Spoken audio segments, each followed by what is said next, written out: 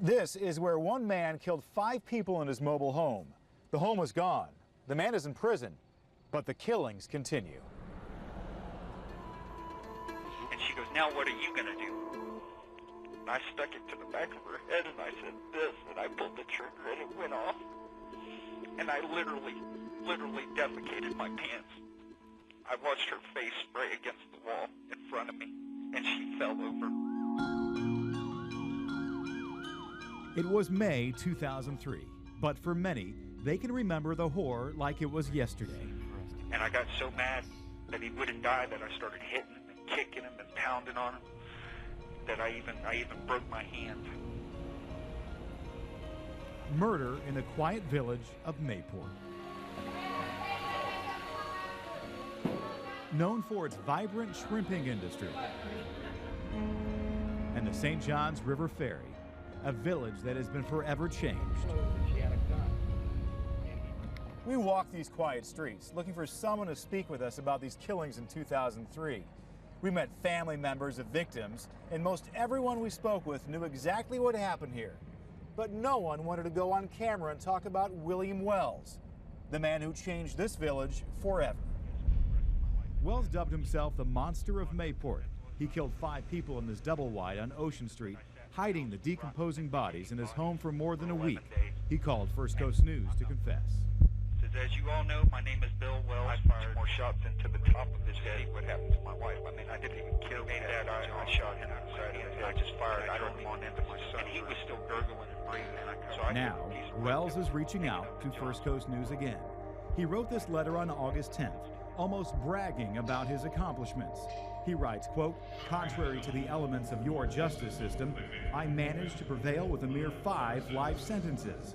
Wells pleaded guilty to shooting his wife, Irene Wells, his father-in-law, Bill McMains, his brother-in-law, John McMains, and 2 other men, Richard Reese and James Young.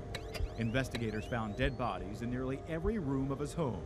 A gruesome experience for anyone, but probably much worse for his 4-year-old son, who Wells kept in his home while the bodies decomposed. Well, it's an extremely egregious case. And Harry Shorstein was the state attorney at the time, deserves to die, helping to oversee Wells' prosecution. It's a case that, looking at the facts, warrants seeking the death penalty. But when you give consideration to the other factors, the legal factors, as well as the wishes of the family, and the offer to plead guilty and have the case disposed of very, very quickly. Okay, Mr. Wells, so Wells' life was spared, but he doesn't exactly sound remorseful. Quote, since that time, I have spent my glorious days basking in the beautiful rays of Florida State Prison, Wells writes, quote, where I've relived my 2003 escapade. And those escapades did not end in Mayport. In 2003, while being held at a South Florida prison, Wells was convicted of attempted murder of a fellow inmate and given a 6th life sentence. Quote, I have since tied and strangled an inmate while excitedly stabbing him 21 times. In another incident, according to the 8th Judicial Circuit, the Monster of Mayport is accused of murdering again. This attack against fellow inmate 21-year-old Xavier Rodriguez. He boasts, quote, myself and an accomplice bombed, strangled, and killed yet another inmate. So I guess my quest for the lethal injection continues. 5 counts of It's premeditated very murder. obvious that he suffers from severe mental disorder, which are factors that in and of themselves can prohibit the ultimate imposition of the death penalty. Wells also names prosecutors in his original case, including Harry Shorstein. He blames them for more people dying.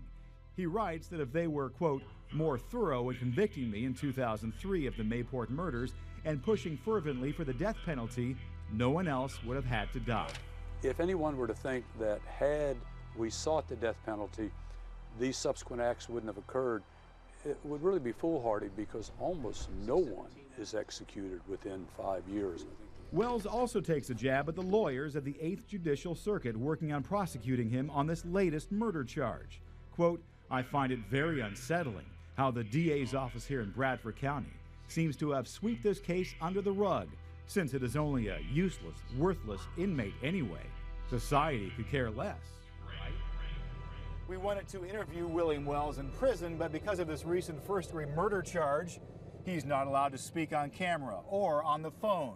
We also spoke with the state attorney's office that is prosecuting him. They say they are working on that case and they should go to trial sometime next year. We're in Mayport. Jeff Marcu, First Coast News.